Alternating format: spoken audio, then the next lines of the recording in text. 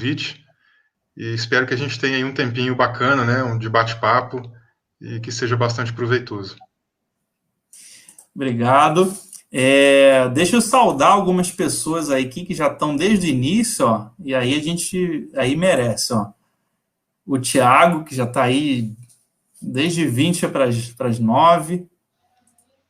A Kizarvan, Adão, Magno, Giovanni, Rosane, Williams, Renato, Mark, olha quanta gente aí, né? A Gênesis, corretora, né? Joyce, enfim, o Felipe Diego, do História com Teologia, Anderson, sejam todos muito bem-vindos, e hoje o tema é John Wesley e Armínio combinam? John Wesley e Armínio combinam? E você que já chegou, desce a mensagenzinha aí, deixem o like. Então, para a gente não enrolar e já começar dentro do tema, professor Vinícius Couto, só lembrando, gente, que o programa de hoje a gente está lançando a nossa pós-graduação em História do Cristianismo e do Pensamento Cristão, pós-graduação 100% online, 100% EAD, pela Faculdade Batista do Rio de Janeiro, Seminário Batista do Sul do Brasil, e o professor Vinícius Couto é um dos professores que vai dar aula nessa pós em arminianismo, quando a gente pegar História Contemporânea, né? Finalzinho da Reforma, História Contemporânea, o professor Vinícius Couto vai ser um dos nossos professores. Então, caso você queira fazer essa pós, entra lá no site do Seminário Batista do Sul e vai ter as informações, tá? Então, professor Vinícius, seja bem-vindo, muito obrigado por ter aceitado o convite. E a primeira pergunta que eu vou fazer aqui, Armínio é um personagem, né, do século XVII.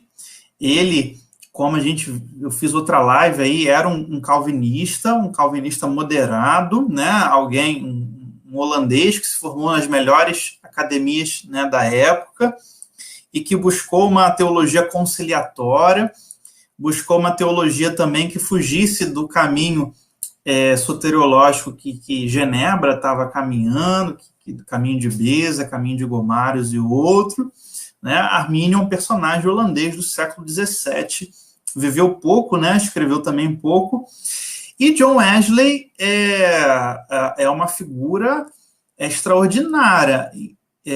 A gente nem compara, né? Se a gente pegar o peso das duas figuras, não dá nem para comparar, porque John Wesley é um teólogo, um escritor, um pregador, um pastor avivalista que mudou não só a história da Inglaterra, mas ele também mudou a história do protestantismo mundial. Quem estudou comigo no curso do mês passado sobre história da Igreja Contemporânea, quem quiser adquirir o curso aí, gente, é só me procurar pelo WhatsApp, estudou um pouco do John Wesley comigo. Então, ele mudou a história da igreja protestante a outra depois do John Wesley. E ele é um personagem do século XVIII, né?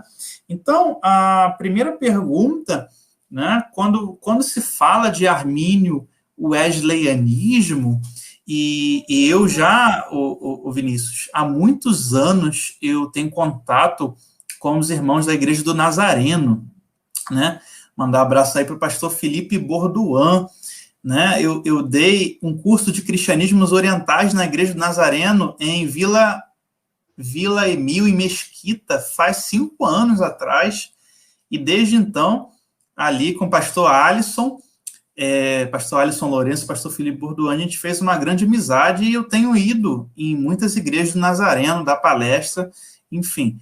E os nazarenos, você é um pastor da Igreja do Nazareno, é uma igreja antiga, uma igreja estadunidense, que tem muitas igrejas aqui no Brasil, ela se declara armínio wesleyana. Então, a primeira pergunta é, qual seria a importância de Armínio para o John Wesley, né?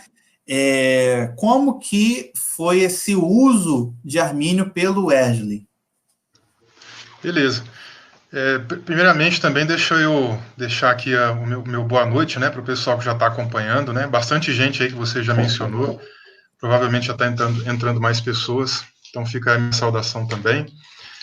Antes de eu falar especificamente, né, sobre a importância mais direta de Armínio para Wesley, eu acho que é bom também fazer um comentário importante, né, que é, de certo modo, interessante, sobre essa questão de Armínio calvinista, né?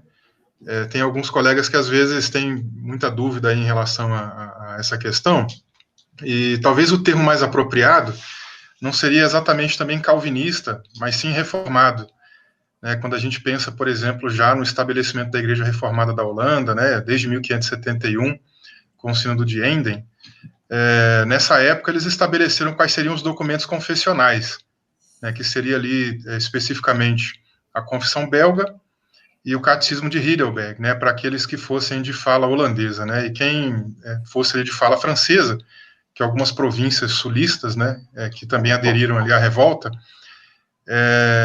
deveriam então subscrever outro catecismo, que era o Catecismo de Genebra, né. Então, esses eram os documentos confessionais. Claro que tem um teor calvinista, né, mas aí se a gente lê um pouquinho mais detalhadamente a própria biografia de Armínio e tudo mais, ao que tudo indica, ele tem um início, uma trajetória, né, que se alinha muito bem com o calvinismo em si, mas posteriormente ele vai dialogando com outras personagens, né, no decorrer ali da história dos Países Baixos. Até porque o calvinismo mesmo em si, ele só chega com força lá nos Países Baixos a partir da década de 50.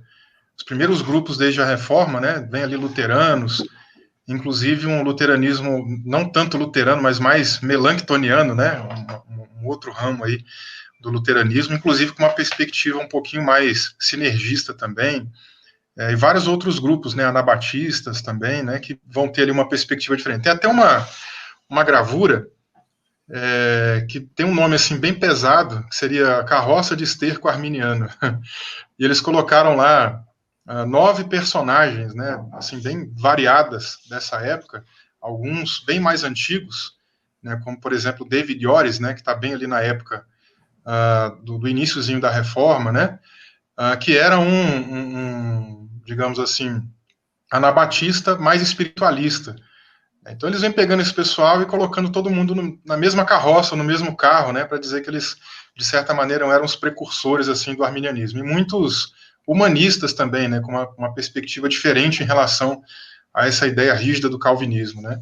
Então tem uma discussão interessante, até uma biografia muito sugerida, né, para isso é a do Carl Banks, né. Essa biografia dele, na verdade, foi todo o trabalho de doutoramento dele na Universidade de Chicago, então vale a pena também. A gente tem esse livro já em português, e ele apresenta ali a tese de que Armínio nunca teria sido calvinista. Eu já tenho lá as minhas dúvidas, né, de afirmar que ele nunca foi, é um pouquinho mais ousado, né, e eu tenho tido algumas descobertas recentes também interessantes, em relação até a situação dele com um humanista da época, um católico, que foi um dos braços direitos lá do Guilherme de Orange, né, na revolta, que é o Dick Coonrod.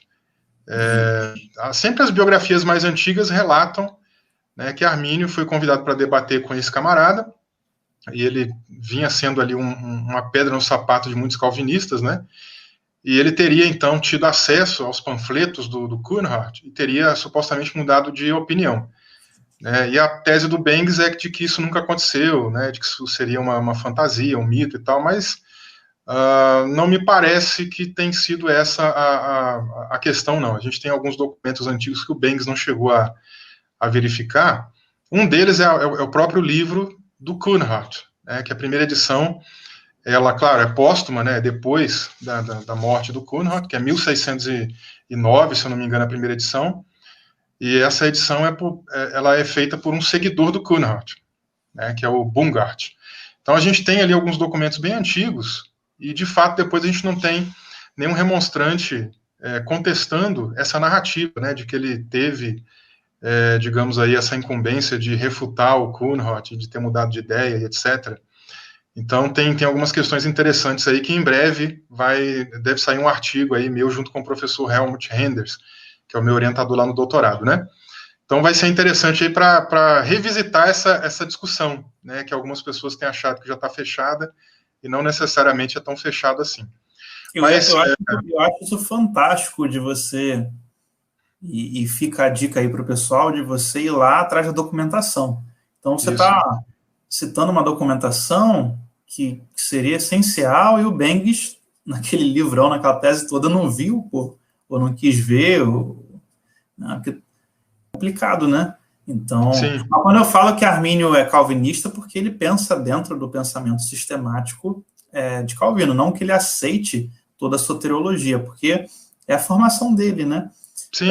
A própria Genebra, e são mais 2 universidades que ele passou, né? São 3. Eu já até esqueci agora dessa aula, tem 2 meses ou 1 mês atrás, que eu costumo sempre separar, né, 2 modelos de teologia sistemática, que Calvino vai desenvolver e que os luteranos vão desenvolver. Então, ou a gente se encaixa em um, ou em outro a gente não encaixa dentro de uma sistemática. Hoje tem outras coisas, mas naquela época não tinha para onde correr. Mas é uma discussão interessante isso, sim.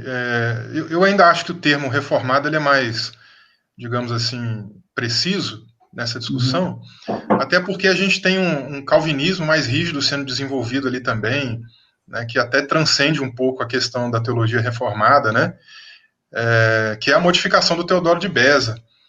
O Beza ele dá uma cara mais lógica, mais aristotélica para a teologia de Calvino, né, fecha algumas arestas ali. E, basicamente, é esse tipo de calvinismo que fecha ali em Dort, né, entre 1618 e 19. Quando o pessoal fala reformado aqui no Brasil, eles dizem que é sinônimo disso, né, mas não é. Teologia reformada começa com Zwinglio, né, e outros suíços, né, em Berna também tem um grande núcleo, Estrasburgo, e não só a Zurique e Genebra, né, então... Mas, enfim, exatamente. Voltando para a pergunta, né? Bom, é difícil dizer, né, se Wesley leu Armínio, é difícil. A gente não tem essa informação assim clara, né? Algumas pessoas têm sugerido que ele tenha lido, mas na sua fase madura, que é mais ou menos na época que ele começa a publicar a Arminian Magazine, né? Que é mais lá para frente, lá a década talvez de 70, 60, né? Dos anos 1700.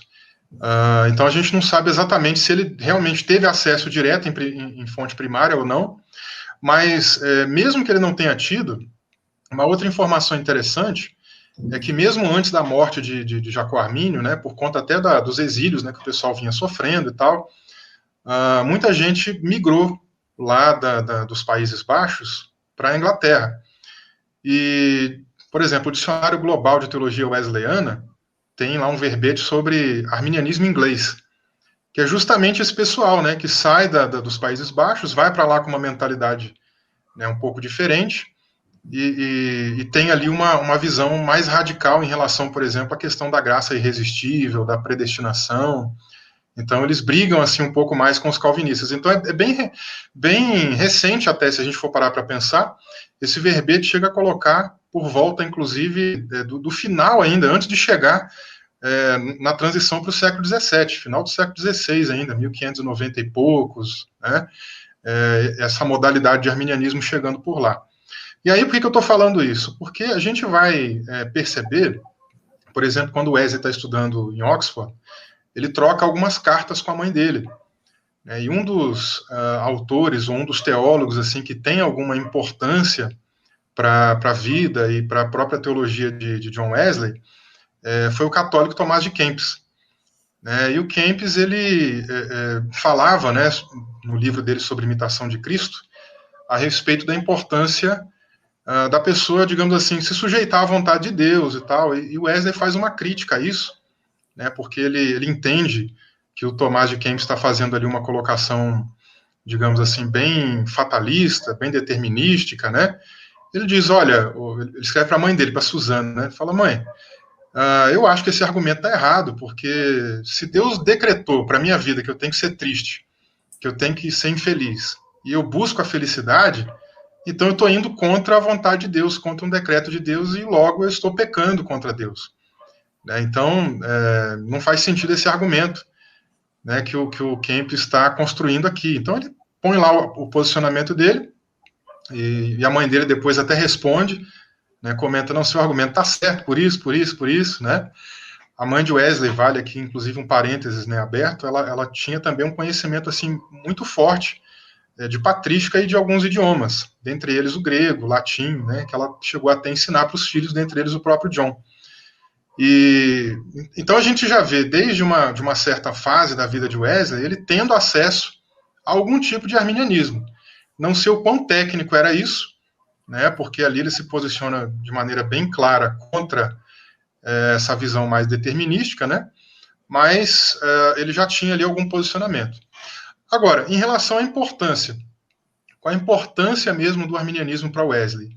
Eu acredito que a maneira como ele enxerga o modus operandi da graça. Wesley ele tem uma visão, digamos assim, mais otimista depois que a pessoa tem o seu encontro com Jesus.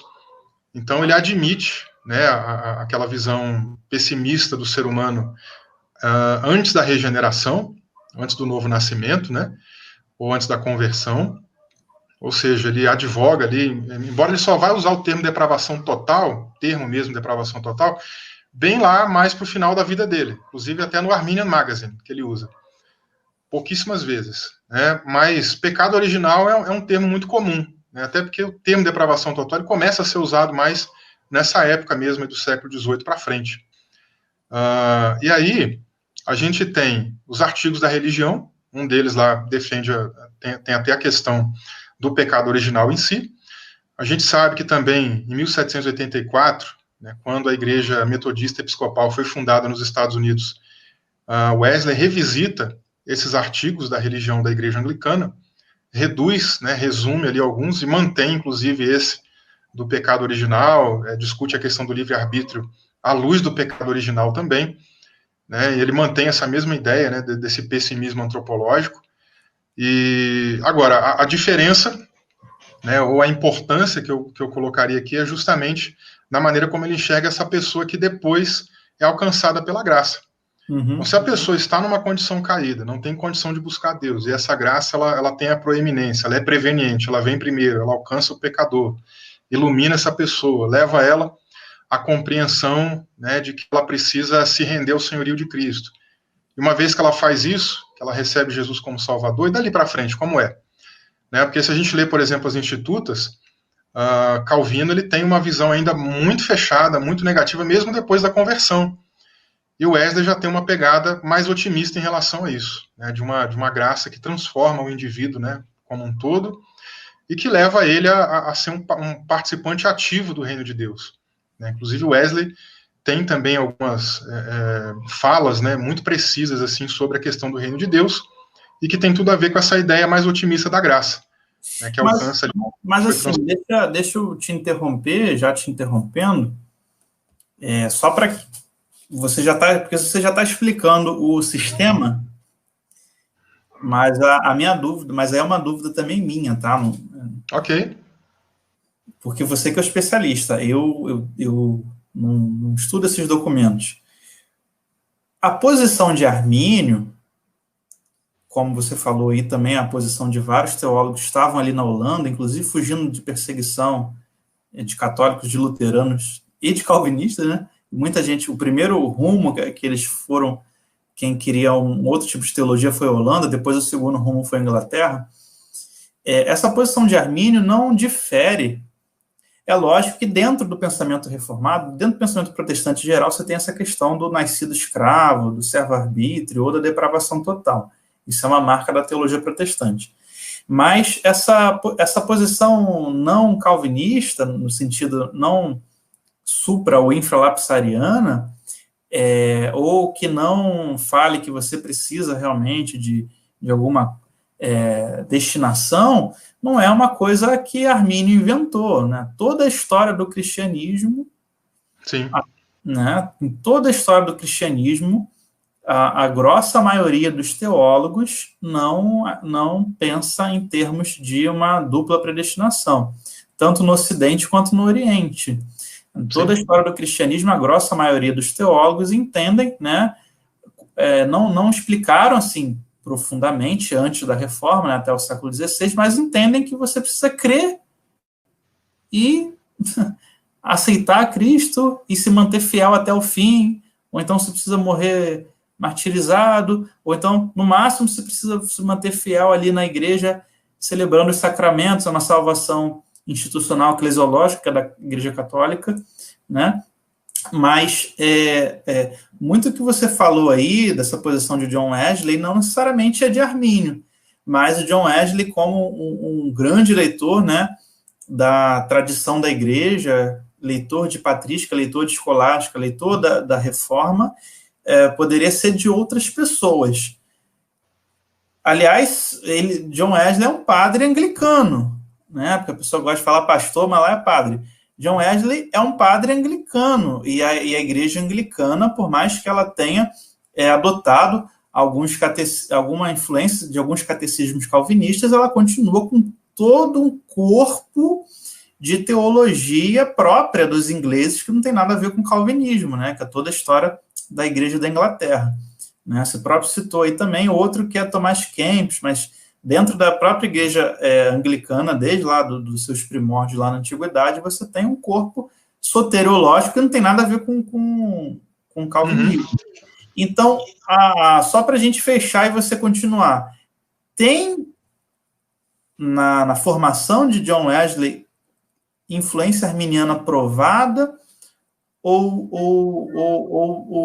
não? Porque algumas coisas que John Wesley pensa, Armínio também pensava, e aí se fala porque tem gente por aí falando, não, que John Wesley leu a declaração de sentimento, John Wesley foi um defensor de Armínio, enfim, isso procede ou não?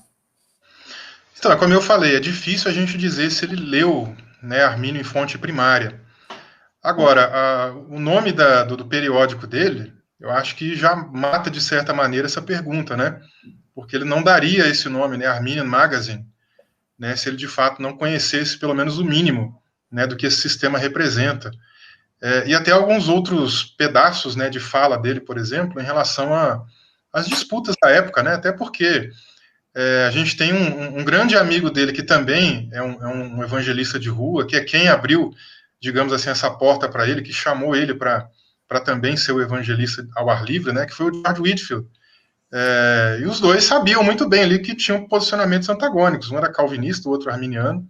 Uhum. Né, ele fala claramente sobre essa questão em alguns tratados, né, Wesley chega a trabalhar também essa questão. Né, tem alguns sermões específicos, né, de um Wesley mais maduro também, que ele critica o posicionamento predestinacionista e tal, né, às vezes até em algum tom um pouco mais pesado e tal, né, e alguns desses tratados em que ele cita até mais nominalmente o pensamento arminiano, né, o rótulo em si, né, então, comprovadamente a gente sabe que ele tem alguma influência, agora é difícil a gente dizer quando que isso começa, entendeu? Né, e se de fato ele leu. Essa é a discussão. Né? Agora, eu voltaria lá desde a sua fase, no mínimo, universitária, os seus primeiros questionamentos assim mais abertos, né, mais explícitos em relação ao contrário, né, o que já levaria ali pelo menos a uma noção, ou talvez, de fato, a algum tipo de conhecimento, porque os pais de Wesley eram também muito engajados com a teologia, né?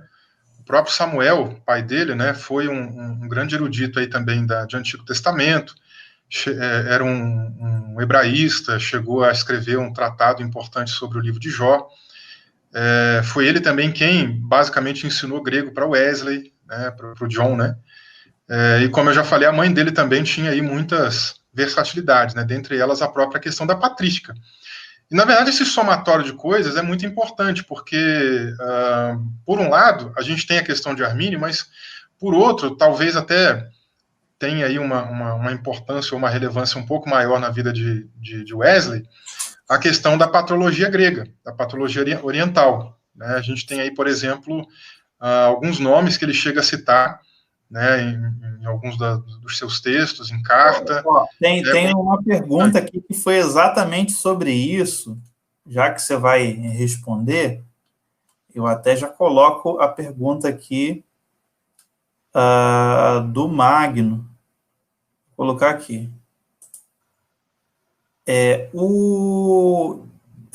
Se você já comparou a soteriologia de Wesley com a Igreja Ortodoxa e as não calcedônicas, ou ele foi somente na patrística? Só corrigindo aqui o Magno, na patrística, existe a patrística ocidental e existe a patrística oriental, mas ambas são patrísticas.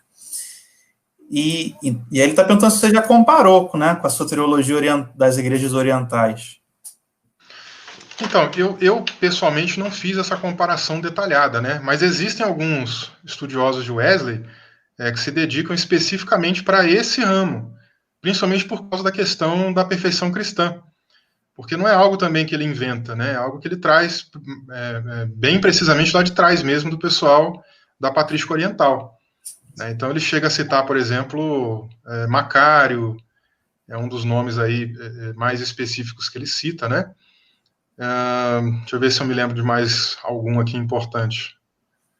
Tem pelo menos 3 nomes, né, de teólogos orientais que ele faz ali menção e que tiveram aí essa importância para que ele trouxesse ou para que ele resgatasse essas ideias da patrística oriental. E a ideia de perfeição cristã dele é o que tem a ver com o que eu estava dizendo aí de otimismo da graça, né, depois aí da conversão. Porque nada mais é do que a ideia de restauração da imagem de Deus, ou o que o pessoal chamava lá de teousis, né? Ele faz ali uma adaptação, digamos assim, mais anglicana, porque ele também tem, ao mesmo tempo, a influência desse pessoal da patrística oriental, mas também dos anglicanos espiritualistas, que ele também cita nominalmente, né? Então ele tem ali as suas adaptações do seu meio. Né, então você acha que tem a teologia oriental, porque a soteriologia oriental ela se baseia na teoses, né? Sim. A teoses não chegou no protestantismo, não existe. Nem talvez Armínio tenha aprendido isso, mas adaptado, como você falou. Mas isso que você está falando aí é muito importante, e eu até já faço um convite ao vivo aqui da gente escrever, eu e você, um artigo sobre isso, né? Porque primeiro minha paixão, né, que é cristianismo oriental, e a segunda é John Wesley, né, que é meu padrinho. Se eu fosse católico e elegesse um santo protetor, aí vão me condenar, seria São John Wesley. Para mim, ele é o modelo de cristão contemporâneo. Né? Porque os católicos dizem que São Francisco de Assis é o primeiro depois do único, né? E os protestantes poderiam dizer, né, que depois do primeiro, depois do único, tem o segundo, que é John Wesley. Sim.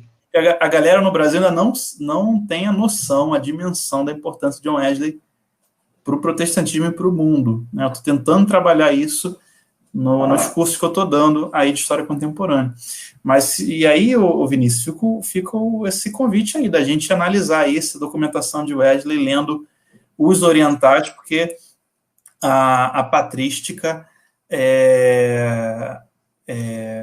oriental, de certa forma, a patrística do deserto, tá? Porque a gente tem que separar, né? Você tem uma teologia mais institucional, mais eclesiológica, de teólogos oficiais, de bispos, teólogos orientais. Você tem a teologia dos chamados padres do deserto. Essa teologia dos padres do deserto, essa teologia mística, casa com a mística inglesa e casa com John Wesley, assim, casa muito, né? Exatamente. Tanto que realmente são principalmente esses nomes dos padres do deserto que tem alguma influência mais direta, né, que ele cita nominalmente, que tem a ver, né, exatamente com a perspectiva dele de restauração da imagem de Deus. É que o Wesley tem uma miscelânea interessante. Por exemplo, ele pega um pouco disso, ele pega um pouco do pessoal do espiritualismo anglicano, do William Law, Jeremy Taylor, né, que ele cita inclusive pelo nome. Se você ler, por exemplo, o material dele, uma explicação clara da perfeição cristã, é justamente lá que ele faz menção aí nominal, né, de muitos desses homens. inclusive do próprio catolicismo também, mais medieval, né? Tomás de Kempis é um também que ele cita aí como alguém que colaborou para ele pegar essa proposta de perfeição cristã. E aí, ainda tem uma outra pessoa, que é o Isaac Watts, que também contribui, de certa maneira, para a perspectiva de Wesley sobre a imagem de Deus, né? E que aí vai chegar nesse todo que a gente está discutindo. Porque o que seria? O Isaac Watts, ele tem uma visão tridimensional da imagem de Deus, né? A imagem natural, política e moral, né? Que não é nada que destoa também da teologia clássica daquela época, né? Mas a teologia que ele pega emprestado, esses termos que o Wesley pega emprestado, casando com essa proposta da teosis, né, da restauração da imagem de Deus, muitos estudiosos de Wesley têm reconhecido que esse é o tema central, o axial, né, de fato, aí, do pensamento de John Wesley. Né? Ou seja, o ser humano foi criado conforme a imagem foi deturpada, foi corrompida, né, e tudo começa com o processo de restauração da imagem de Deus até chegar ao seu ápice, até que a gente seja participante total, né, da natureza divina, com a glorificação. E aí depois os estudiosos de Wesley posteriores foram dividindo isso em estágios da graça, né? Mas basicamente é esse somatório aí, né, essa misturada, digamos assim, de influências, né? E pode falar. Eu acho a teologia da teoses, conforme os orientais desenvolvem ela ao longo do tempo, uma teologia assim brilhante. O início dela está lá, principalmente em Irineu, e depois passa da teologia antioquiana para as outras. E hoje os bizantinos, os russos, são os maiores catalisadores e desenvolvedores dessa teologia. Mas eu quero só dar um intervalinho aqui para a gente ler as perguntas e as saudações aí da galera, porque, ó, gente, deixa o like, e olha aqui, ó, as redes sociais do Pastor Vinícius estão passando aqui, o Facebook dele, o Instagram dele, o e-mail dele. Se você quiser, adiciona ele lá no Instagram, segue ele lá no Facebook, no Instagram, e qualquer dúvida, manda um e-mail. O pessoal está dizendo aqui, ó, o Carvalho falou que já leu seu livro, Teologia Armínea Wesleyana, livraço. O Rafael Araújo está falando que você tem um excelente livro sobre a Igreja do Nazareno, né? Isso aí eu não sabia, não. É sobre a história da igreja no Brasil? É sobre a origem dela nos Estados Unidos, né? Sobre os grupos que se formaram e se fundiram entre 1907 e 1908, e depois como que ela chega no Brasil também. Se chama Uma Igreja do Povo e para o Povo, né? Que foi um nome ali, uma frase, né, que eles deram lá no início, quando organizaram a primeira comunidade. Show aí, ó. Falta isso no Brasil. Então, peguem aí, historiadores, Sentido da Religião, o livro do professor Vinícius Couto aí para ler. O Diego está mandando aí saudações nazarenas, né?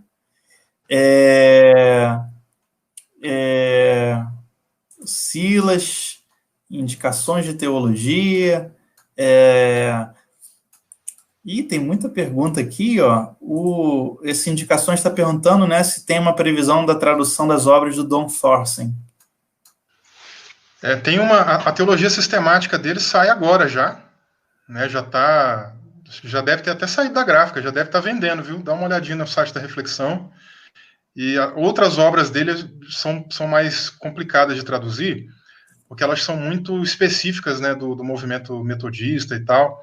Então, às vezes, pela abrangência, né, pela visão mais comercial, acaba limitando um pouquinho. Mas essa daí da teologia sistemática dele, acho que já está vendendo. O pastor Assir, quero mandar um abraço aí para o pastor Assir, que está participando aí. O pastor Assir, ele é secretário da Sociedade Bíblica do Brasil, aqui no estado do Rio de Janeiro. Também terminou o doutorado dele em teologia pela PUC, e brevemente a gente vai estar fazendo uma live aqui sobre a história da Bíblia no Brasil. Pastor Diego, Daniel, Então, deixa eu desenvolver aqui com você. Gente, por favor, se inscreva no canal, quem ainda não é inscrito, curte, comenta aí, deixa o like, tá? Por favor, para ajudar a gente. Isso aqui é uma live que vocês estão vendo e que não tem nada parecido a nível de Brasil. Não tem, você não vai encontrar, você só encontra aqui. Compartilhe aí com as pessoas que você conhece. Eu quero passar para a segunda pergunta. E aí, eu vou juntar a pergunta 2 e a 3, você já falou bastante coisa, mas para a gente dar uma adiantada aqui. Primeira dessa pergunta é, Wesley desenvolveu uma teologia? Se sim, em que sentido, né? Porque a gente está falando de Armínio Wesleyanismo. Armínio, ele desenvolveu algumas críticas, ele trabalhou bastante, né, os debates dentro da teologia da sua época, mas não chegou a fazer um sistema, né? Wesley chegou a fazer algo próximo de um sistema? Porque qual seria, então, juntando a pergunta 3, o Armínio Wesleyanismo, ele é uma teologia sistemática, ele é um sistema, ou ele é uma opção soteriológica? Olha, é uma pergunta, não é tão simples de responder. Vamos pela primeira parte. Eu estou com ela anotada aqui também para não me perder. A primeira aí, se o Wesley desenvolveu uma teologia. Bom, ele não sistematizou nada. Na verdade, a gente tem algumas pessoas que têm tentado fazer esse trabalho de sistematizar o pensamento de Wesley, né? Então, a gente tem aí alguns mais antigos e alguns mais recentes, né? Algumas obras recentes interessantes, como, por exemplo, a do Randy Maddox, que acabou de sair aqui em português, mas ela já é antiga também, já é relativamente antiga lá nos Estados Unidos. Talvez seja uma das melhores sistematizações aí do pensamento de Wesley. Tem a do Thomas Olden também, né? São 4 volumes aí também de sistematização. Vai sair no Brasil, inclusive, esse ano, se Deus quiser. E tem a do Kenneth Collins, né? Que também é outra obra interessante, publicada pela CPAD, tem em português. Mas o Wesley em si, ele não sistematizou nada, né? Então, de onde que a gente tira as principais informações de Wesley? Principalmente do seu sermonário, né? São 151 sermões ao todo. As suas epístolas, né, o seu epistolário, o seu diário também, e vários outros materiais que ele escreveu, inclusive fora do âmbito teológico em si. Né? Ele tem os comentários bíblicos também, que eu esqueci de comentar. Saiu a Bíblia de Estudos, né, de John Wesley recentemente pela SBB, e tem lá os comentários do Antigo e do Novo Testamento. Do Novo Testamento integrais, né, e do Antigo Testamento cortou alguma coisinha que é mais repetitivo, que às vezes ele praticamente parafraseia o texto, né? Então alguma coisa assim foi retirada por causa da extensão. Mas não perdeu nada assim em termos de conteúdo, não. E obras fora da teologia, como eu falei, ele escreveu, inclusive, gramática de inglês, história, digamos assim, mundial, universal. Livro de medicina popular, ele chegou a escrever também. E mais algumas outras coisas. Inclusive, o material que mais vendeu foi o de medicina popular. Ele criou esse material justamente para atender a demanda da população mais carente, etc., né? Então, desses vários materiais que a gente vai pensando algumas das suas ideias. Né? E aí a gente tem reconhecido, pelo menos também, umas 3 fases na vida de Wesley. Essa fase mais jovem dele ainda em Oxford, retornando depois também na América do Norte, uma segunda fase dele ali próxima da época do Coração Aquecido, e uma terceira fase já próxima ali da década de 70 para 80, né, que é quando ele tem ali uma fase um pouco mais madura, e aí é onde a gente vai estudando um pouquinho, de fato, ali as épocas da vida de Wesley. Mas ele estabeleceu uma teologia própria? Não. Ele não sistematizou e ele não disse assim, essa é a minha teologia também, não. Agora, tem alguns acentos da teologia dele que são interessantes, né, que é de onde vem essas terminologias que a gente usa muito. Né, teologia wesleyana, não é que ele inventou, que ele desenvolveu, mas acabou, por conta da ênfase que ele deu, ganhando aí esse espaço, como o próprio Armínio, né? Você mesmo comentou aí que a própria patrística, se a gente pegar aí, antes de Agostinho mesmo, basicamente, muita coisa que Armínio ensinou se alinha com esses patrísticos pré-agostinianos, muita coisa. Mas, quando a gente vai para Armínio, né, a maneira como ele se posiciona, as críticas que ele faz, acabam, de certa maneira, levando aí o seu nome no sistema. E a mesma coisa com Wesley, né? Então a gente tem esses acentos aí no pensamento de Wesley sobre essa questão da santificação. Wesley chega, inclusive, num dos seus sermões, se eu não me engano, é As Vinhas de Deus, tem que confirmar, mas ele reconhece a importância de Lutero, fala, quem falou mais brilhantemente do que Lutero sobre justificação pela fé? Mas quem deixou mais a desejar do que Lutero sobre santificação?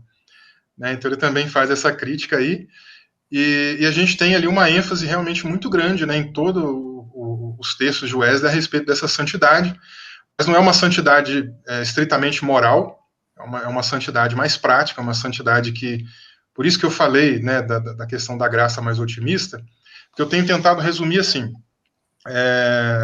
talvez a chave esteja na ideia da teologia da reconciliação de Wesley. Deus estava reconciliando consigo o mundo por meio de Jesus Cristo e nos deu o ministério da reconciliação, de acordo com 2 Coríntios 5,18, né? E reconciliação é um termo que tem a ver com a ideia de relacionamento. E a imagem política lá que eu comentei, que ele pega emprestado do Isaac Watts, é justamente uma ideia que envolve esse aspecto relacional. E o Wesley desenvolve muito isso também à luz, né, de uma teologia trinitariana e etc. Né? Então a ideia é o quê? Deus me reconciliou com ele para eu também ser um ministro ou um agente de reconciliação.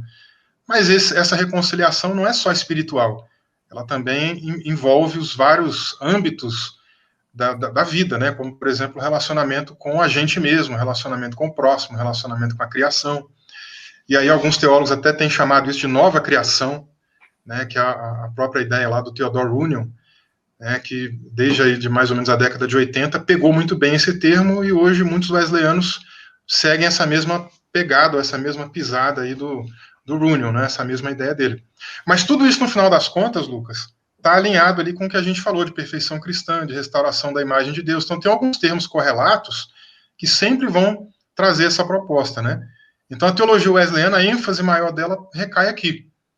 Né? Então, esse é um dos pontos, né? Que a gente poderia falar aí, talvez, de 4, 5, 6 coisas que estão vinculadas, né, a essa questão aqui, que a gente pode resumir aí com perfeição cristã, que é o termo que ele gostava mais. Né? E a outra pergunta que você fez, deixa eu voltar aqui, né? Tá, peraí, deixa eu então te ganhar ganhar o jabá aqui, o merchan, se você vai aí relembrar a pergunta. Gente, nós estamos aí no mês de agosto, né? Hoje é dia 11 do 8 de 2020, lançando a pós-graduação em História do Cristianismo e do Pensamento Cristão pela Faculdade Batista do Rio de Janeiro, Seminário Batista do Sul. Essa pós-graduação é 100% online, 100% EAD, e o professor Vinícius Couto, ele é um dos professores responsáveis por lecionar exatamente isso, lecionar a vida de John Wesley, a teologia de John Wesley, e lecionar a vida de Armínio. Então, se você quiser fazer parte dessa pós-graduação, ela custa apenas R$240, e a gente tem descontos, tá? Vários programas de descontos aí que vocês podem encontrar. Basta você acessar a página, né, do Seminário Batista do Sul, tá? Seminário do Sul, deixa eu só ver aqui o endereçozinho, e já coloco aqui no chat, se você tiver interesse, você está aí no Nordeste, no Norte, no Sul, no Centro-Oeste, você está longe do Rio de Janeiro, mas você pode fazer em qualquer lugar do mundo. Você está aí na África, eu sei que tem gente aqui da África assistindo a gente, de Guiné-Bissau. Se quiser fazer essa pós-graduação, entra lá em seminariodosul.com.br/pós, e aí você vai ver lá a pós em Cristianismo e Pensamento Cristão. Então, o professor Vinícius é um dos professores. Então, você imagina, né? Eu, professor Vinícius e outros grandes professores que, inclusive, a gente vai ter live aqui no canal. Segundo lugar, curte aí esse vídeo, por favor, gente. Curte aí. Se inscreve no canal, me siga aí nas redes sociais, né? Nas redes sociais é o professor Lucas Gesta. Site é lucasgesta.com.br e aqui as redes sociais do professor Vinícius, o Facebook dele, o Instagram dele e o e-mail. E, gente, quem quiser estudar sobre história da igreja contemporânea, né, John Wesley e tudo, eu também lancei um curso mês passado, ele está disponível para você adquirir, sobre história da igreja contemporânea, um curso que foi do dos movimentos de racionalismo e irracionalismo até o pietismo, Moraves, John Wesley. E esse mês, dia 22, sábado, a gente vai ter o segundo módulo que vai falar dos grandes avivamentos e do surgimento do pentecostalismo. Esse curso está R$ 55,00. Se você quiser participar, só me procurar, mandar mensagem no WhatsApp. E esse curso você pode adquirir e fazer quando você quiser, porque ele está salvo. Então, voltando aqui, Vinícius, tem uma teologia armínio-wesleyana? O que é a teologia armínio-wesleyana? E pode falar à vontade. Ok, beleza. Então, o que a gente tem chamado de teologia armínio-wesleyana seria aí um desdobramento, né, de algumas questões que Armínio desenvolveu e uma continuação, né, de alguns pontos, porque Armínio também respondeu a demandas do seu contexto, da sua época, né, e a época dele, talvez o que tinha de mais necessidade, assim, do que a gente poderia chamar de progresso, seria em relação às discussões, por exemplo, da liberdade de expressão, da liberdade de pensamento, a liberdade religiosa, né, e isso a gente vê, inclusive, muitos humanistas na época já batalhando por isso, uma influência muito forte de humanistas lá nos Países Baixos, né, e muita gente que era contra, até acusando os arminianos, às vezes, de serem ultra-humanistas, né, de estarem ligados ali com o socinianismo e outros ramos aí mais radicais, né, muito mais abertos, ou que a gente chamaria, talvez, de liberais, né, mas essas seriam as demandas da época dele. Né, e agora, quando a gente vem para a Inglaterra, no século XVIII, a gente já tem também, inclusive, uma outra época, né, uma outra temporalidade, né, a gente já tem ali o período iluminista, a forma como eles enxergam o mundo é diferente já, afinal de contas, passaram ali quase 150 anos, né, se a gente for comparar, né, e o mundo se transformou muito, eles conheceram muitos lugares, muitas regiões, né, e as perguntas passam a ser diferentes também. E aí a teologia de Wesley, ela faz algumas releituras nesse sentido, né, então, por exemplo, em relação à maneira como a graça de Deus ela opera na vida daquela pessoa que foi salva. Né, na teologia mais reformada, né, que Armínio fazia parte de um círculo mais reformado, esse modus operandi eu vou pregar a palavra, vou pregar o evangelho, e só ali que a graça vai ser exclusivamente manifesta. Né, e o Wesley já tem uma compreensão um pouco mais ampla, né, dessa ideia de como a graça preveniente atua. O Wesley já está um pouco mais solto em relação a discutir, por exemplo, a ideia de conhecimento de Deus, do que Deus conhece, né, a ideia de presciência. O pessoal mais, um pouco mais antigo, tem aquela coisa mais rígida, né? E o Wesley já vem com a ideia de que presciência, pós-ciência, são termos que, digamos assim, são mais para simplificar a maneira das pessoas compreenderem a linguagem de Deus, mas que na prática isso não existe em Deus, porque Deus é detentor de todo o conhecimento e tal. Né? Então isso impacta, por exemplo, na visão dele de eleição. Né? Por isso que ele tem uma ênfase maior no corpo, na estrutura, na eleição corporativa, do que de fato numa eleição individual, pessoal. Né?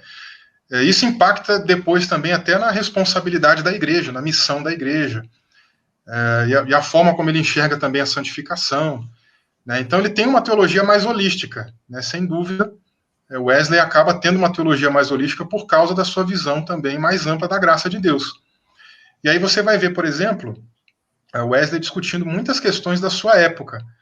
Né? Eu sei que é anacrônico que eu vou falar, mas é só a título de exemplo. Né? A gente pega aquela fala famosa do Calbart, né, de que o pastor ele deve ter na mão um jornal e a Bíblia na outra. Né? E o Wesley fazia bem isso. Né? Ou seja, os problemas do seu tempo lá, né, de escravidão, ele se posiciona, ele escreve tratado, ele faz aliança política partidária também, né, com o pessoal que estava vindo lá da França, com movimentos pró-abolicionistas, né, ele escreve, ele se engaja nessa questão, ele luta por direitos prisionais na época dele também, ele, de certa maneira, vai ser um inclusivista, né, das mulheres na liturgia. Deixa eu para responder essa pergunta aqui do Ezequiel. Né, a ênfase de Wesley na questão da justiça social. Ray Dunning, inclusive, enfatiza a frase dita por Wesley: não há santidade que não seja social. Não há santidade que não... Eu acho o Wesley maravilhoso, cara. Mas continua aí, desenvolve aí. Porque tem tudo a ver com o que eu estou comentando agora, na verdade, né? Qual é o contexto dessa frase, né, de Wesley, que não existe santidade que não seja social? O contexto é ele criticando é algo muito parecido com o que a gente chama hoje de desigrejados, né? Então ele fala que não existe um santo solitário e tal, né? Então a santidade é social, né? Ou seja, a santidade ela é mais do que a questão moral, deontológica, né? Não pode fazer isso, não pode fazer aquilo, não pode comer, não pode olhar. A santidade ela tem um aspecto relacional mesmo, né? Por isso que eu falei da imagem política lá, né? É um relacionamento espiritual com Deus, um relacionamento intrapessoal ou psicológico com a gente mesmo, um relacionamento interpessoal ou social, que é com o próximo, e um relacionamento ecológico, que é com a criação.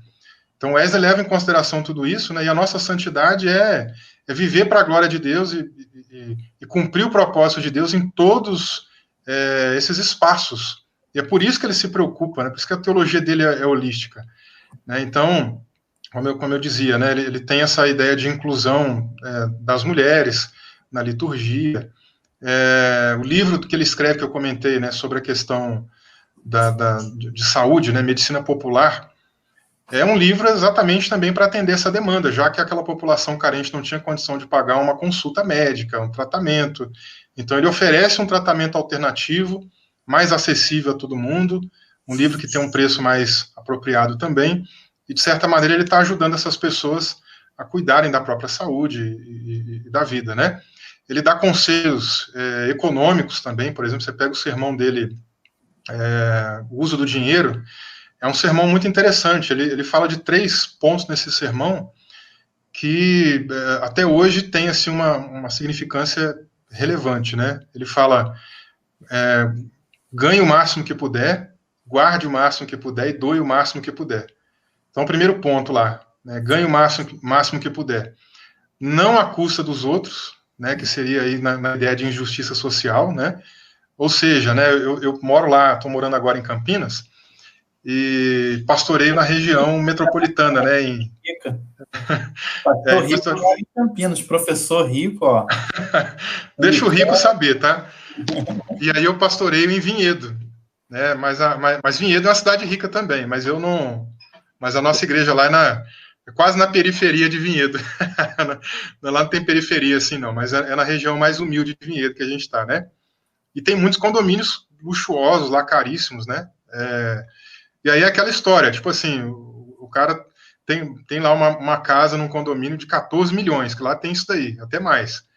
Né? Aí ele chama um pedreiro para fazer um trabalho para ele faz o orçamento, vai ficar aí R$ 2.500 para fazer esse trabalho para você. Ele vai tentar pichinchar o máximo possível, né? Mesmo sabendo que ele tem na garagem ali, né, 3, 4 carros importados, ele vai dar um jeito de pechinchar, né? E a ideia de Wesley é essa, né? A gente precisa ganhar o máximo que puder, mas não à custa do trabalho dos outros, né, de exploração, e nem ao custo da nossa própria saúde, né? Então ele critica, por exemplo, já naquela época, trabalhos insalubres, né, e outras questões do tipo. É quase uma espécie de saúde ocupacional, se você for pensar, né? Ele dá alguns conselhos interessantes nesse aspecto. Então, trabalha, né, mas não para ficar doente, não para explorar as pessoas, né? E aí o segundo ponto guarda o máximo que puder, mas não no sentido de eu vou abrir uma conta no banco e vou me enriquecer, no sentido de eu vou pegar desse recurso que eu ganhei, usar para a minha vida, para as pessoas que estão comigo, né? Então, usar o que eu realmente preciso, sem esbanjar, sem ostentar, e aí essa outra parte que sobra é o doe o máximo que puder, né? Para ajudar as pessoas que estão aí próximas da gente também. Então, tem a ver tudo isso com essa ideia dessa santidade social, dessa santidade relacional, que acaba também... Só te interrompendo, inclusive eu usei esse sermão para fazer a lição da EBD, no domingo retrasado, né? Ganhe o máximo que você conseguir, poupe tudo que der e doe tudo quanto for possível. E, inclusive, John Wesley foi um dos 10 não nobres mais ricos da Inglaterra, e doou tudo que ele tinha, deixando na herança dele, acho que 3 talheres, né? E esse dinheiro todo que ele ganhou, ele não ganhou dinheiro igual muitos pastores fazem aí hoje, extorquindo ovelhas, mas foi a venda dos livros dele, né?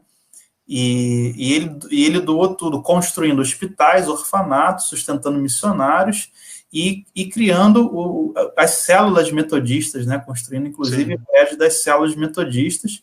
Ele pregava para o preso se converter e exigia que o político tratasse os prisioneiros com humanidade.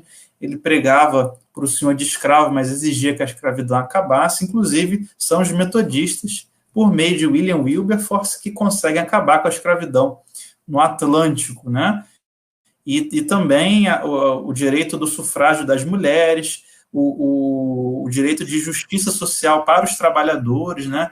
Aliás, os metodistas, né, e os Quakers são ligados com os sindicatos, estão ligados com o direito das crianças, né? Quem cria a escola bíblica dominical são os metodistas ali, seguidores de Wesley, e a escola bíblica dominical é uma escola social, não assim, tem domingo para ficar ensinando a criança lá a ler o leãozinho lá da Bíblia, não. A escola bíblica dominical ensinava a criança a ler, a escrever, matemática, inglês, né? E educação religiosa, além de alimentar e tirar a criança da miséria, diminuindo em 90% em Gloucester, em Leicester, a criminalidade e o analfabetismo em si, e o analfabetismo também, em índices assim que a Inglaterra nunca tinha experimentado na história. Aliás, deixa eu só te interromper e fica, porque a gente dá vontade até de criar uma live só sobre isso. A Inglaterra, ela poderia ter vivido um momento de convulsão social igual a França viveu, né? E por que a Inglaterra não viveu? Tem vários aspectos, mas o principal é a ação de John Wesley e dos metodistas. A galera diz, não, isso aí também é puxar a brasa da sardinha, porque a pessoa diz, não, porque John Wesley ficou pregando para os outros se converterem, aí o avivamento não deixou vir o caos, mas não foi isso. O John Wesley, ele pregava para as pessoas se converterem, mas alimentava, diminuía, junto com os outros empresários, homens ricos, ajudava a diminuir o analfabetismo, a violência, a lutar pelos direitos do trabalhador, e assim o inferno social foi diminuindo. Fora a questão espiritual, né? Porque nas sociedades metodistas, as mulheres poderiam pregar, poderiam ensinar, poderiam pastorear, né? Ou seja, valorizando a figura da mulher. E quem são essas sociedades? A gente que foi expulsa do campo, parou na cidade, poderia estar matando todo mundo, igual lá na França. Mas não, estava dentro de uma igreja orando, pregando e buscando avivamento. Então, eu estou resumindo uma coisa gigantesca aí. Mas, assim, é muito importante essa ideia que você falou aí, a santidade social que me leva, ô Vinícius, a minha quarta pergunta e última, que é uma provocação. Certo. Eu já te mandei. Essa pergunta é uma provocação a todos os que estão me ouvindo, porque, por exemplo, aqui a Igreja Brasileira, você tem um grupinho dos calvinistas lá, né? Já tem editora, tem tudo. Já está fechado aquele grupinho lá. Você tem o grupinho dos esquerdinha, né? Que a galera, né, mais do Barba lá, né?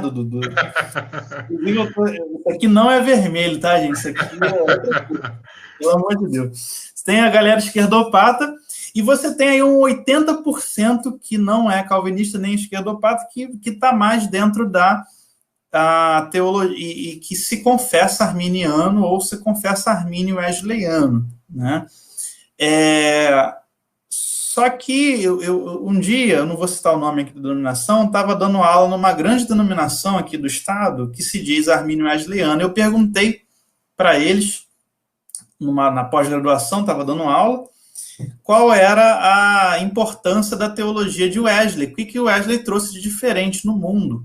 E aí a esposa do bispo falou, não, os dons espirituais. Eu falei, caraca, ela é esposa responsável pela teologia do bispo que representa a denominação e não sabe o que John Wesley trouxe de diferente, porque John Wesley nunca falou em língua, nunca foi pentecostal, não tinha nada disso, né? A diferença de John Wesley foi a teologia social, né? Foi isso que você está falando aí, né? A minha santidade não é só parar de beber, fumar e falar palavrão. A minha santidade representa eu alimentar o pobre, visitar o prisioneiro, vestir o nu, acabar com o racismo, acabar com a discriminação da mulher, acabar com a expropriação dos camponeses e acabar também com a exploração do trabalhador, né? E isso de forma cristã, não tinha Marx, não tinha comunismo, não tinha nada disso ainda, isso aí é tudo lá para o século XIX. Então, John Wesley, ele traz esse diferencial, né, que você mesmo falou, que Lutero falou pouco de santificação, e a santificação que John Wesley traz nessa teologia se aplica à natureza, na proteção da natureza, proteção do meio ambiente, a ecoteologia, que tanto falam isso hoje, né? Então, de lado, isso eu penso que seja o diferencial de Wesley, né? E no caso de Armínio, o Armínio ele representa, dentro do mundo reformado, uma posição ecumênica, né? Armínio, diferente dos outros, ele buscou a conciliação. Talvez nem tanto o próprio Armínio profundamente, mas os arminianos, a igreja arminiana é uma igreja ecumênica. Inclusive é uma igreja liberal lá na Holanda, né? Uma igreja racionalista, né? Não tem nada também de pentecostalismo. E não estou falando nada contra o pentecostalismo, mas não tem nada de pentecostalismo ali, né? E quando alguém fala que é arminiano ou wesleyano aqui no Brasil, pelo menos no Rio de Janeiro, parece que está falando que eram dois personagens pentecostais, né? Então, a pergunta que eu faço, será que a teologia armínio-wesleyana chegou no Brasil, ô Vinícius? Ou chegou o nome do Armínio ou o nome do Wesley só para contrapor os calvinistas inteligentinhos aí que gostam de esculachar, chamar de burro quem não é calvinista? Então, eu vejo o seguinte, não é que ela não chegou no Brasil, ela chegou, mas a difusão dela foi mais lenta, né, e percorreu aí caminhos diferentes. Por exemplo, eu organizei um material que foi até fruto de uma especialização em teologia armínio-wesleyana, né, e era teologia armínio-wesleyana e transformação social, que era a ideia. Então, no final, a gente selecionou os melhores TCCs, né, os melhores artigos, e juntamos ali num livro. E os 4 primeiros capítulos foram de professores. Eu convidei um professor americano, que na verdade ele não é americano, ele é escocês, mas morou nos Estados Unidos muito tempo e fica na ponte aérea com a Inglaterra direto, que é o Dr. Thomas Noble, né, que é autor do livro Trindade Santa, Povo Santo, tem em português já. E ele mandou um texto sobre o interesse recente sobre Armínio. Então ele faz um levantamento nos Estados Unidos de quando o pessoal começa a ter um interesse mais técnico por Armínio. E ele levanta, né, as primeiras dissertações de mestrado, tese de doutorado, por volta da década de 70, 1970. E assim, muito tímidos ainda, né? Poucos materiais assim de pesquisa. Então, mais para frente é que vai crescendo esse interesse, né? O metodismo que chega no Brasil, ele é um metodismo que tem uma pegada mais voltada para a ideia de plantação de igreja. É assim que os nazarenos também vêm. Então, pouco dessa identidade arminiana, wesleyana mesmo, né, enfatizada. A não ser, por exemplo, em ambientes um pouco mais reflexivos, né, como é o caso da FATEL, né, que é a Faculdade de Teologia da Universidade Metodista, né, as literaturas que eles também escrevem, que eles publicam, né, os eventos que eles organizam, né, ali você vai encontrar um pouco mais de reflexão sobre isso. A revista Caminhando, né, que tem ali já muito tempo, né, de publicação. E o arminianismo, propriamente dito em si, aqui no Brasil, ele é ainda mais tardio, né? Se nos Estados Unidos ele já é tardio, imagina aqui, né? Você vê, as obras de Armínio foram publicadas, se eu não me engano, em 2015, pela CPAD. Nós não temos ainda as obras de Wesley em português. A gente tem picado uma coisa ou outra, né? Então isso é outro agravante seríssimo, né? E não é difícil, porque está em inglês, né? Que mais? As primeiras publicações mais assim técnicas, né, de arminianismo vêm também a partir dessa época, 2013, né, com a editora Reflexão. E aí começa a discutir um pouquinho melhor, né, o que é o arminianismo. Então, os próprios arminianos estão se conhecendo ainda também, né? Então, muita gente também no passado dizia, eu sou arminiano, o que você acredita? No livre-arbítrio. Aí você vai ver, o arminianismo não é isso. Às vezes eu vou dar palestra em igreja, em algum lugar, né? Aí o pessoal, ué, mas a gente não acredita em livre-arbítrio? Não. E aí fica todo mundo assustado, né? Porque eles acham que é isso, né? Aí quando você mostra que isso é mais semi-pelagianismo ou pelagianismo, aí que eles ficam mais assustados ainda. Então tem havido, né, uma descoberta, não é nem uma redescoberta, é uma descoberta mesmo ainda, né? Dessa Mas identidade ah, arminiana.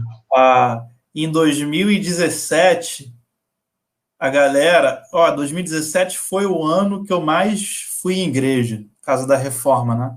Sim. Quem sabia o que era a reforma protestante, o que era as cinco solas, quem foi Lutero, cara? Entendeu? As pessoas aqui no estado do Rio de Janeiro, por onde eu passei, cara, eu fui muita igreja. As pessoas não sabiam nem o que era a reforma protestante, né? Mas hoje já falam, não, eu sou arminiano, aí sai xingando os outros na internet, xingando gospelmente, né? Não, eu sou Armínio Wesleyano, Armínio Wesleyano é o supra-sumo, né? É a papa, é o doutor. E eu não vejo que eles conheçam qualquer coisa que seja mesmo da teologia de Armínio e da teologia de Wesley, que eu acho a vida de Armínio e de Wesley espetaculares. Tenho Armínio e Wesley como exemplo, mas eu faço essa crítica porque eu lido com milhares de alunos aí todo mês. A galera não sabe o que é Armínio e não sabe o que é Wesley, eu deixo aqui. Leiam os livros do professor Vinícius, acompanhem o professor Vinícius, acompanhem as obras que ele está lançando, revejam aí a live, tá? Que ele citou vários autores aqui, o pastor Assi também está fazendo um merchan dele aqui, da Bíblia de Estudo do Wesley, né, lançada pela SBB. Depois, pastor Assi, eu quero patrocínio da SBB aqui para o canal, né, aqui para o Instituto Filigrana. O Vinícius, você tem aí livros, os seus livros aí para mostrar? Porque você está em Minas, né? Você está em outro lugar. Isso, eu estou na casa dos meus pais, em Minas Gerais, né? Terminando aqui a quarentena. Então, não estou com nenhum exemplar aqui na minha mão, né? Mas quem tiver uma curiosidade, procura lá o site da Editora Reflexão, coloca lá o meu nome na busca, e aí vão aparecer os títulos ali que eu tenho publicado com eles.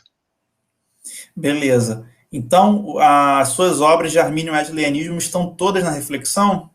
Estão todas lá, e tem uma que vai sair agora também, que é um diálogo, né? Em 2018 a gente fez um evento interessante lá em Campinas, que foi um diálogo entre calvinistas e arminianos. Então, a gente teve dois neocalvinistas, né, caiperianos, que é o Igor Miguel, lá de Belo Horizonte, e o Marcelo Cabral, do ABC2, lá de Campinas, né? E representando os arminianos, teve eu e o Marlon Marques, lá de Fortaleza. Então, a gente se juntou nessa época, tivemos ali um evento bem interessante, tentando mostrar, assim, pontos de contato, né, convergências. E aí essas palestras, elas foram, então, aperfeiçoadas. A gente está publicando um livro que vai sair esse ano agora, esse semestre ainda. Sério? Isso aí é heresia, cara. Neocalvinista junto com Wesleyano, Armínio Wesleyano, que bonito, parabéns aí. Foi muito legal. Foi um evento assim que a gente acredita que tem um marco, né? Pelo menos assim, simbólico também. E inclusive saindo um livro, né, com essa pegada de diálogo, que ficou muito legal. Agora, uma outra coisa bacana, Lucas, o ano passado também, né? O ano passado eu publiquei um livro que eu estava organizando com uma galera bem grande aí também do Brasil, sobre cosmovisão cristã. Então, é outro tema também, assim, que os caiperianos gostam muito, né? Até porque o Kuyper é o cara que vai, digamos assim, se apropriar da temática, né, de cosmovisão, lá no mundo da filosofia e tal. E a nossa ideia foi discutir isso a partir também da nossa tradição.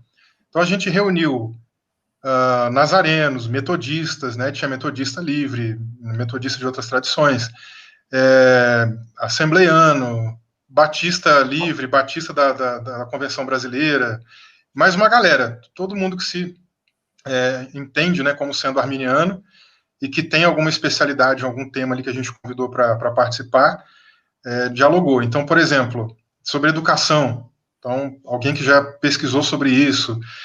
Eu já escrevi alguma coisa, por exemplo, sobre a questão ecoteológica, mas tem um amigo meu que tem mestrado em gestão ambiental. E aí eu convidei ele para escrever esse capítulo, ficou muito legal.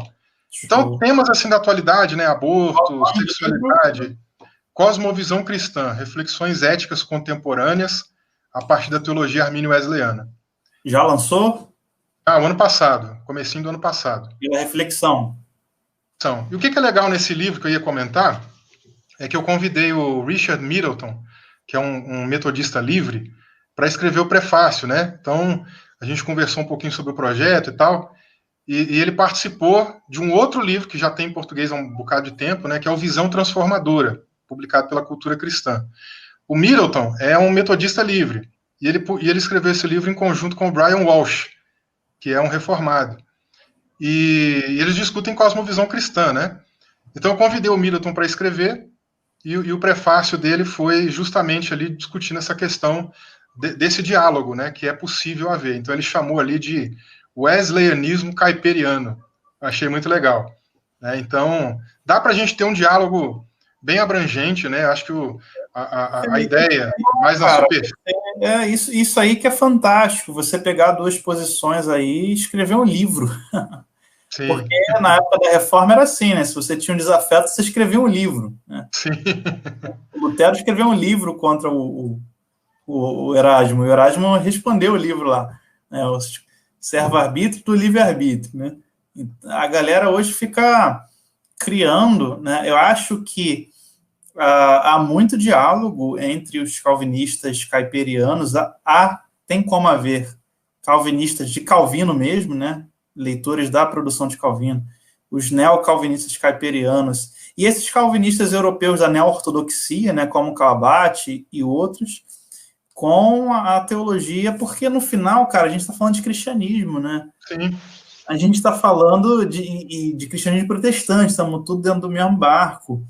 E isso dialoga, que você está falando de várias coisas aí, isso dialoga muito com a visão soteriológica das igrejas orientais, principalmente siríacas e bizantinas. Isso dialoga, essa cosmovisão da questão da natureza também ser reflexo, né? Tudo que é criado é reflexo da perfeição de Deus, o ser humano é imagem e semelhança, a natureza está permeada pelo Espírito de Deus. Eu dei um curso ano passado sobre a teologia do Espírito Santo nos cristianismos orientais, e ela está, eu não sei em Wesley, mas a teologia do Espírito Santo é fundamental para a teoses no Oriente. Né? É o Espírito Santo que opera isso. E se você pegar a teologia reformada na ênfase, isso também tem uma gota disso lá. Uma gota não, tem bastante água de teoses na teologia reformada. Sim. Inicial, em Calvino, inicialmente. Me parece que depois de Westminster, que acho que estraga tudo, você não acha, não? Ou talvez não seja nem o Westminster em si, mas os Estados Unidos, essa galera de teologia lá dos Estados Unidos, que estraga tudo no século XIX e no século XX, e essa galera que colonizou intelectualmente o país ainda coloniza hoje, né? A galera que tem dinheiro, que está aí bombando com milhões de visualizações aí na internet. O que você acha? E se você quiser também deixar alguma saudação final, deixar algum merchan. Então, você, para mim, respondeu, né, o que é a teologia armínio-wesleyana. Estou muito feliz em você trazer essa conclusão, né, dessa visão da santidade social, da santidade em relação à natureza, da santidade em relação ao próximo. Para mim, isso é muito mais importante do que ficar adivinhando se Deus predestinou, deixa eu predestinar alguém, né? É a coisa mais inútil, né? Se eu estou predestinado para o inferno, já era. E se eu estou predestinado, me dei bem. E se eu não estou, vai dar no mesmo, porque, né? Porque dentro da teologia da predestinação, você vai provar que é predestinado se você andar bem, e aí acabou. E dentro da teologia não predestinacionista, cabe a você andar bem. Então, os dois vão tentar andar bem, né? E se não for, se não tiver, também vai fazer besteira por aí. Então, o mais importante é não saber o que aconteceu lá atrás, mas saber olhar para o futuro, é saber, deu aqui agora, o que eu posso fazer para levar minha santidade para a salvação do mundo, né? A salvação das pessoas e do cosmos, né? Que é a teologia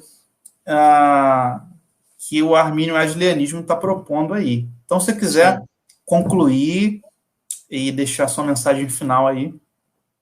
Beleza, eu vou comentar essa questão da natureza que você falou, né? Em Wesley, tem alguns textos específicos, né? Tem alguns sermões específicos. Se alguém quiser ter digamos assim, um atalho para alguns desses textos, o ano passado, acho que foi o ano passado ou esse ano, agora não me lembro, saiu um artigo meu na revista da PUC de Goiás, que é Criação, Queda e Redenção do Meio Ambiente a partir da teologia de John Wesley. Então ali tem alguns atalhos, né, de sermões, de alguns textos que a pessoa pode procurar sobre como Wesley enxergava isso, e a tese de doutorado do professor Helmut Hendricks também, né? Tem um trecho ali muito interessante que ele comenta sobre essa questão da natureza, até no livro de Wesley sobre a medicina popular. E isso tem a ver com sensus divinitatis, né, em Calvino, tem a ver com graça comum, lá em Kuyper também, né, e essa coisa mais da superfície, sem ser superficial, né, mas da superfície, é o que nos interessa como ponto de diálogo, né, que seria aí essa ideia de criação, que é a de redenção. Eu acho que calvinistas, arminianos, né, têm aí a oportunidade de ter um bom diálogo e de fazer uma teologia de fato mais relevante, né, para os dias que a gente vive hoje. Agora, a parte mais interna, né, já é o modus operandi, já é a mecânica, né, e aí a gente tem as nossas convicções que se diferem, mas eu acho que a gente pode ter um ponto de contato ali em cima muito interessante, que dá para fazer alguma coisa de útil, né, tanto para as comunidades como para a sociedade como um todo. E até por último aí também, né, como você comentou aí, quando a gente pega esses vários sistemas, né, dá para a gente ampliar isso não só nesse mundo, porque fica parecendo até que só existe calvinismo e arminianismo, né? E tem tradições ricas aí em muitos outros ambientes, né? A própria questão oriental, e como você domina bem, conhece bem, tem muitas tradições ricas que a gente pode aprender, e às vezes a gente acaba bipolarizando só desses lados, né? E tem muita coisa que dá para a gente fazer aí em prol do cristianismo. E é isso aí, Lucas. Eu quero agradecer, então, né, pelo tempo aí que a gente passou junto. Acho que foi muito produtivo aqui para mim. Deu para ter um diálogo bem legal com você. Agradeço o pessoal que participou, o pessoal que ainda vai, de repente, acessar depois. Um grande abraço aí para vocês. Qualquer coisa, os links aí de rede social estão por aí. E a gente vai tentando bater um papo, dialogar ou trocar algumas ideias. Tá joia? É isso aí. Pastor Vinícius, professor doutorando, quero agradecer muito, o debate foi excelente, eu fiquei realmente feliz aí com esse debate, feliz para onde você conduziu o debate também, que eu acho que para mim é a questão mais fundamental e importante. Gente, sigam aí as redes sociais, né? Comprem os livros aí do professor Vinícius na editora Reflexão, né? Está saindo um dicionário aí que você também me convidou para participar. Você quer falar um pouquinho do dicionário? Sim, eu estou editando, né, esse dicionário junto com o professor Ivan de Oliveira Durães, um outro parceirão também, um amigão, e vai ser o Dicionário Global de Teologia Arminiana. Né? A ideia é a gente trazer aí alguns verbetes bem essenciais, né, em relação ao arminianismo clássico, ao arminianismo wesleyano, né, e a todos os entornos aí, né, até algumas questões do próprio calvinismo, né, para a gente conhecer melhor até alguns aspectos históricos. É uma obra basicamente inédita, né, a gente não tem nada disso em inglês ainda também, em holandês também não, e está ficando muito legal. Tem participação aí de uma galera muito boa aqui do Brasil, tem algumas pessoas também dos Estados Unidos aí que estão ajudando, e está ficando assim sensacional. E tem o professor Lucas Gesta também, que está dando lá um outro nível para a gente, está ficando top. Nada, o meu é um pedacinho assim, de anabatistas aí, que aí a galera não vai brigar com vocês de me ver lá. Ó, o pastor Carlos aqui, ó, que é pastor da Igreja do Nazareno do Paiol, né, falou que Semana Teológica do Seminário, ano que vem, conta aí com a gente, ó, eu tô dentro, já tivemos aí, foi o pastor Carlos lá ano passado, né, pastor? lá no Paiol, aqui na Baixada Fluminense.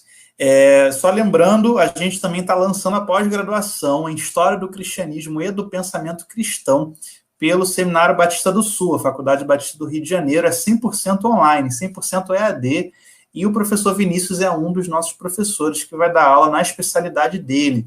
Então, se você quiser participar, entra lá em seminariodosul.com.br, busca a pós-graduação e se inscreva, porque a gente vai lançar mês que vem, em setembro, a nossa pós está saindo com um corpo excelente de professores. Então, gente, se ainda não curtiu, curte, se ainda não compartilhou, compartilhe, se ainda não se inscreveu no canal, se inscreve, se ainda não curtiu as redes sociais aqui do professor Vinícius, segue lá, curte lá. Está aí também meu Facebook, Instagram, site, Lucas Gesta. E, Vinícius, muito obrigado. Como o pessoal viu aqui, a gente só foi um beijinho na flor hoje, né? De temas gigantescos, de temas importantíssimos. A gente fez aí, já estamos em 1 hora, indo para 1h30 de live, e falamos pouquíssimo de cada coisa. Então, eu quero estender aí o convite a você para a gente, numa próxima live, falar de um assunto específico. E aí você pode discorrer, porque eu falei também muito, peço até desculpa aí, Vinícius, tanto que eu falei hoje e me empolguei. Mas nessa live a gente faz um assunto específico dentro da teologia armínio-wesleyana ou de algum dos seus livros, e a gente, se o pessoal aí curtir, se o pessoal compartilhar, se chegar aí a 100 curtidas, a gente vai fazer essa live aí. Vai ser um prazer. E você não falou muito, não. Acho que essa é uma dinâmica legal, né? Que a gente vai dialogando, né? Deixar só uma pessoa só falando também cansa. Então é isso. Obrigado, gente. Obrigado vocês que comentaram, que mandaram suas palavras de carinho. A gente teve centenas aí mesmo de comentários. Não dá, né, para botar tudo aqui. Várias perguntas. Então, se você tiver perguntas, você pode procurar o pastor Vinícius e ele vai ajudar você. Só lembrando, o professor Vinícius é doutorando. O professor Vinícius é um pastor, pesquisador, trabalha com fonte, com documentação histórica. Então, ele é um especialista. Então, gente, honrem os especialistas. Sigam os especialistas. Leiam os especialistas e não esse monte de gente que está por aí falando o que quer na internet. Honrem os especialistas. Ele está aí já no doutorado dele. O currículo dele eu falei só pela metade, tá? Falei a partir do mestrado, são várias pós-graduações diferentes. Então, ele é um intelectual armínio-wesleyano, ele é um intelectual protestante brasileiro e precisa ser mais divulgado, mais conhecido, mais lido e mais honrado do que uma galerinha que tem por aí que está dando pitaco. Então, Vinícius, muito obrigado. Vocês que assistiram a gente vão assistir, muito obrigado. Aqui foi o Filigranas Entrevista.